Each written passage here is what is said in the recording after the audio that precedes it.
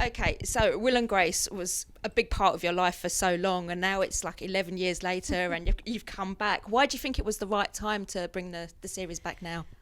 Boy, I mean, it was a confluence of events, everything just kind of came together at the right time and the right place, and the climate in America, the climate and everything that's happening in the world, the fact that there are almost 500 scripted shows on television in the States right now, but most of them are dramas, and the comedies that are there, some of them are great, but they're not necessarily laugh out loud. They're more like, oh, that's really funny. And, they're cool. But then there's a market, I think, for more sort of maybe like laugh out loud kinds of things.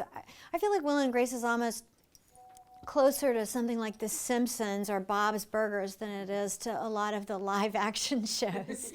It's very farcical. So, was there any doubt that you'd ever come back, or did you even expect it to come back?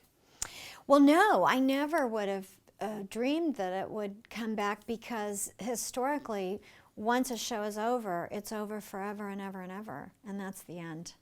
And so the fact that just, we did that Vote Honey election video that went on YouTube. The minute I read the script for that, I read the script and I was laughing out loud and I was feeling kind of highly emotional. And I just got this very strong feeling. And I put the script down and I emailed one of the creators of the show. And I said, why can't we just do the show again? And he emailed right back, we can. And of course, neither one of us knew what we were talking about. But it turns out I'm a famous psychic. I think it's the moral of that story. You do have the original director and the writers on board as well. I mean, how does that feel to have everybody back to know it's in safe hands? Yeah, I mean, it wouldn't work. The 4 cast members, I knew we wouldn't. Once you have chemistry with someone, I think you always have it. So I knew that would be there. And we had Jim Burrows, who's directed every episode. But you have to have the writing. And when I read that script for the Vote Honey video, I thought, well, we've got it all. And it wasn't even it wasn't an analytical thing. It was just a feeling. I was like, we could do the show again, and it would be groundbreaking. And nobody's ever done that. Nobody's ever brought back their exact show to the same network in the same time slot on the same night with the same cast. And you go on the set of our show and it's about 70% all of the same people who worked on the show in the first incarnation. We have all the same department heads, a lot of the same cameramen, same hair and makeup people. It's really cool. That's cool. And when you guys first get back on set, I mean, how easy is it to get that camaraderie between the 4 of you, and also getting back into the role of Karen as well? It was kind of instantaneous. I felt like we'd just been away for the weekend. I mean, it was very odd. It didn't feel like any time at all had passed, and it had been 11 years. So 11 and a half years, actually.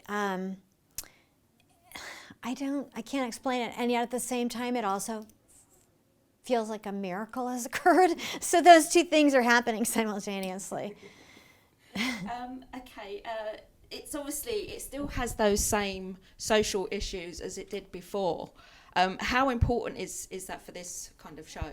Mm-hmm.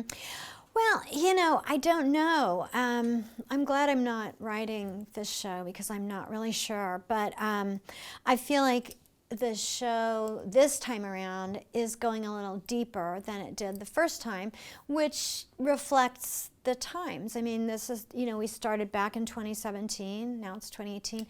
And the landscape of television has changed, everything has changed, everything has gone deeper and further and faster. So I think that's a reflection of that more than anything else. So Karen has always had a caustic mouth. Has she? Yeah, just a little. She also has always had a glimmer of a heart as well, but we seem to see it a bit more in this season. Mm-hmm. And she seems to have slightly mellowed a bit. do you think that's a good thing to show that side of Karen that she has got? Because there was the scene with the young black girl, and she's basically got her period, and I thought that was so touching. Yes, and I love that actress too, Jordan Julian. She's a rapper, and she writes her own songs, and she's amazing. I love that, and I was very grateful for that episode, and I was very grateful for the Rosarios quinceanera episode. That was, to me, the best episode ever in the history of the series for the character of Karen, and I was honored that they wrote it, and I felt like I wanted to do my best to make it, live up to, I thought the script was really excellent, so I wanted to try to rise to the occasion. And the main thing about that episode that was very touching and poignant, of course, was the fact that Shelley Morrison, who played Rosario, the actress who played Rosario in real life, has retired from acting, and that's a loss. For me, I loved her, and I loved the relationship between the characters, and I know the fans did too.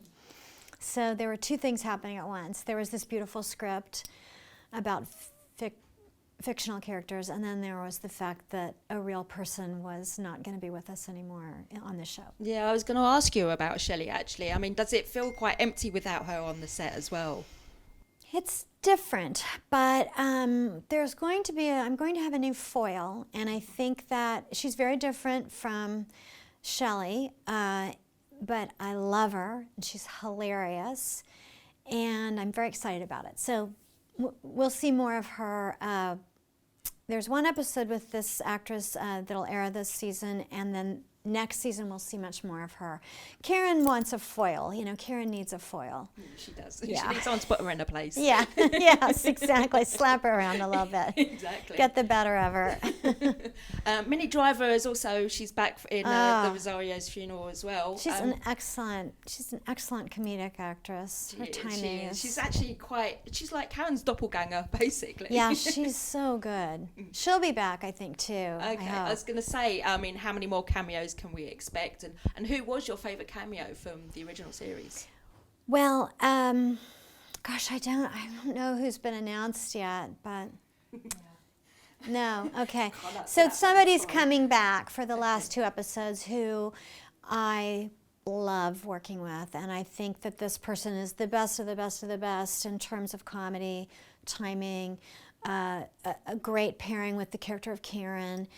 Also, I love Molly Shannon, and she's a friend of mine, so when she's on the set, it's just like a vacation for me. It's just, we just laugh all week and do live Instagrams. It's really crazy. It's stupid. Yes, I don't know. We've had so many great people. It's hard to, it boggles the mind. Yeah. Okay, and finally, what's been your highlight of coming back to the show? Oh gosh, I mean, it's everything, really. It's everything. I'm so grateful because you don't usually get to go home again, and this time we have, and it really is. There's something, of it's like a miracle, sort of, and we never would have expected it. We all get to be together again, and we have great writing, and we still have Jim Burrows directing us, and he's the best of the, he's a legendary sitcom director. There's nobody. I mean, after him, that's it. And I don't know. I'm excited to see what the future brings with the show. Okay, it's been a lot of fun so far, what I've seen anyway, and I've cried and I've laughed. Oh, yay. Well, that's a great compliment. Thank you. Thank you very much. Thanks so much. Appreciate it. That was fun. Ladies and gentlemen, you're watching Hey You Guys! Hey You Guys, huh? Hey, you guys. Is that from the Goonies? It is indeed, yes. Nice. Hey!